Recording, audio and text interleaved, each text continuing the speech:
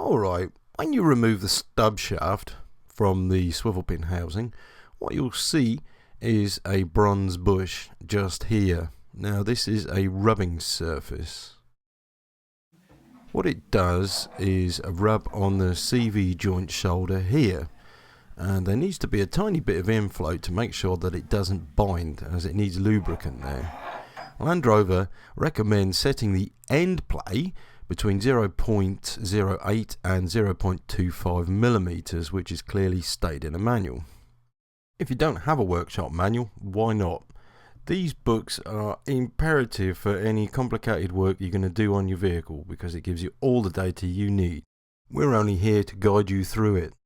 If you're going to get into repairs seriously on Land Rovers, then get yourself a decent set of circlip pliers, and ones that will fit the circlips that are on the vehicle. You're also going to need dial gauge, and I'll keep going on about this, with a stand, either magnetic or one that will bolt on. These are available from Paddocks, and you will need both at some point when you're repairing a Land Rover. In this case, this one here can bolt straight onto the hub flange, like so. Or you could use a magnetic base. It's okay here because you have a flat surface to work from. If you've been following this series through, you should have an idea how to use a dial gauge by now. If not, have a look at the playlist link below this video. What we're trying to achieve is an accurate or minimal end float of the CV shaft through the drive flange. This will stop potential knocking when you're going around corners. So basically what you've got to start with is everything lashed together. This is temporary, with the gasket fitted and 2 slave bolts tightened up, and one of the bolts for the flange actually in the CV shaft. It's not actually the right size, but it works.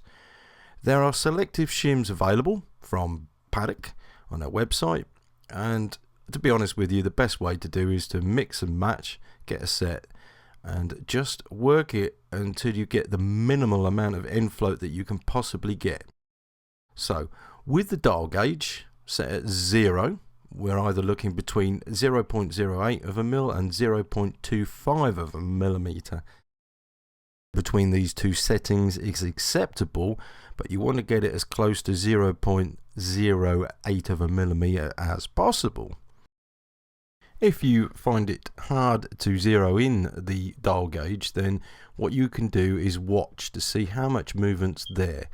Now the maximum movement is 0.18 of a millimeter, so if you get it lower than that, then that's fine. So it's a matter of getting shims and checking until you get the minimal amount of movement, which ideally you'd be at 0.1 of a millimeter. So what I'll do is I'll leave you to play with your dial gauges. This one had 3 selective shims fitted, and then the circlips on, and that is fine. That's about 0.10 of a millimeter. So there we go. This process can be done on a vehicle, and it's recommended to do it periodically because this bronze bush will actually wear. So when you get to do your brake discs or something like that, then just keep that in mind. So if you take a look at this, you can see the wear on the bush quite clearly.